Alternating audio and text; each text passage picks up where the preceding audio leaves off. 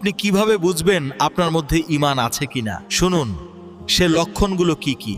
এই 5টি বিষয় যদি আপনার মধ্যে থাকে তাহলে বুঝে নেবেন আলহামদুলিল্লাহ এখনো আপনার মধ্যে ঈমান আছে। আর যদি এই 5টির মধ্যে কমতি থাকে তাহলে তওবা করে আল্লাহর পথে ফিরে আসুন।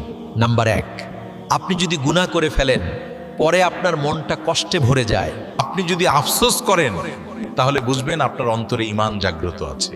নাম্বার 2, যদি কখনো নামাজ মিস করেন, আপনার মনে হয় আজ কিছু একটা গুরুত্বপূর্ণ মিস হয়ে গেছে, তাহলে বুঝবেন এটা ঈমানের শক্তিশালী আমানত। নাম্বার 3, আপনি যদি কোরআনের আয়াত শুনলে থেমে যান, মনোযোগ দিয়ে শোনেন, আপনার হৃদয় ঈমানদাররা নরম হয়ে গেছে। নাম্বার 4, রাত্রে একা থাকলে যদি আল্লাহর কথা মনে পড়ে আর যদি চোখে পানি চলে আসে তাহলে আপনি আল্লাহর কাছে খুবই প্রিয়।